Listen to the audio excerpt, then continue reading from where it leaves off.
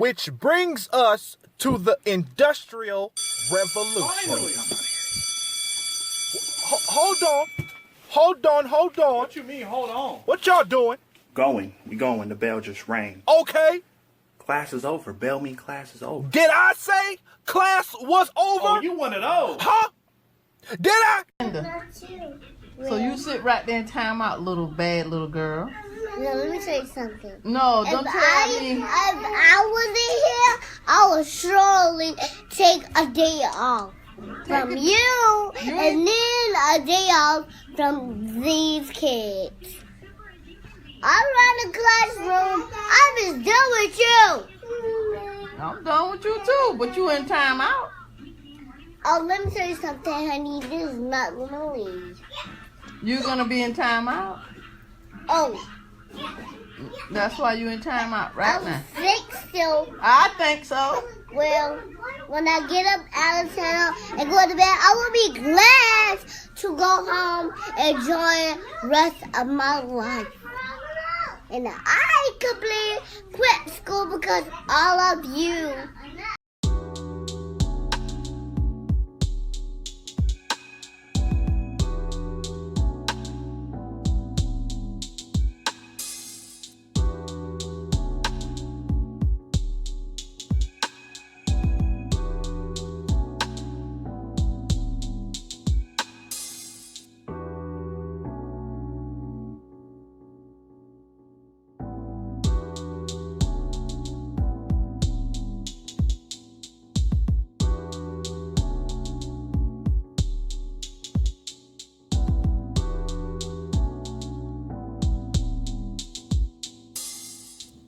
Welcome back to Kev Speaks, and thank you for joining us in this discussion about homeschooling and why you should homeschool your children. Why do parents choose to homeschool? In what regions are homeschools most popular? Homeschooling is a progressive movement around the country and the world in which parents choose to educate their children at home instead of sending them to traditional public or private school. Families choose to homeschool for a variety of reasons, including dissatisfaction with the educational options available, different religious beliefs or educational philosophies, and the belief that children are not progressing within the traditional school structure. The homeschooling movement began growing in the 1970s. According to the National Home Education Research Institute, there are now more than 2 million children being homeschooled in the U.S., with the percentage rapidly increasing by 7% to 15% each year. Homeschooling is legal in all 50 states and in many foreign countries. What are the requirements? Legal requirements for homeschooling in the U.S. vary from place to place. Some states have few or no requirements. Others ask for portfolio reviews and standardized testing at certain intervals. How do parents get started in homeschooling? Do parents need an education degree or educational background?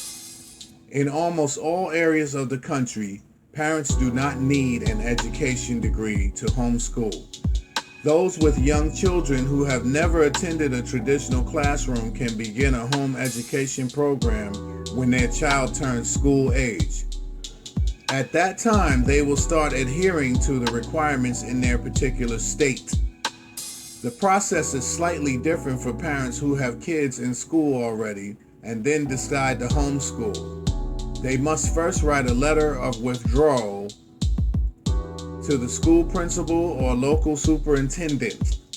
The letter should describe the parent's intent to remove a child from school to begin homeschooling.